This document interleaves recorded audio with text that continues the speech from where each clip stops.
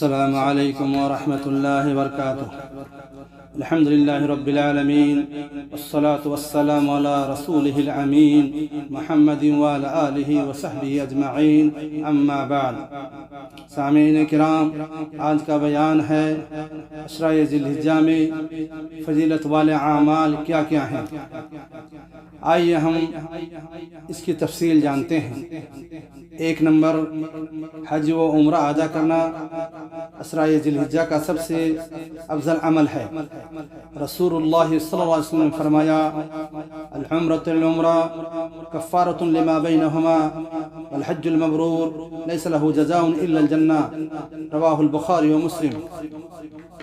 ایک عمرہ کے بعد دوسرا عمرہ اپنے درمیان کے صغیرہ گناہوں کے لیے کفارہ ہے، اور حج مبرور کا بدلہ جنت ہے۔ 2 نمبر، روزے رکھنا۔ روزہ اللہ کے نزدیک سب سے افضل و محبوب ترین اعمال میں سے ایک ہے، لہذا پورے 9 دن یا بعض دنوں کا روزہ رکھنا افضل ترین اعمال میں سے ہے۔ 3 نمبر، یوم عرفہ کا روزہ رکھنا۔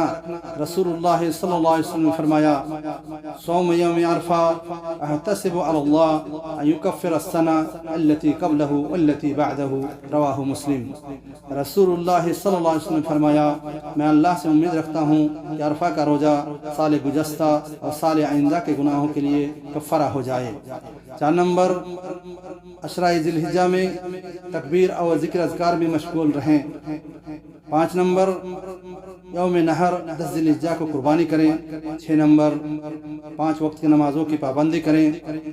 7 نمبر، زیادہ سے زیادہ صدقہ و خیرات کریں۔ 8 نمبر، امر بالمعروف و نہی عن المنکر میں لگے رہیں۔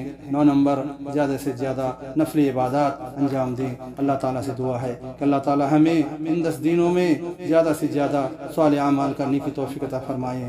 آمین ثم آمین۔ السلام علیکم ورحمۃ اللہ وبرکاتہ۔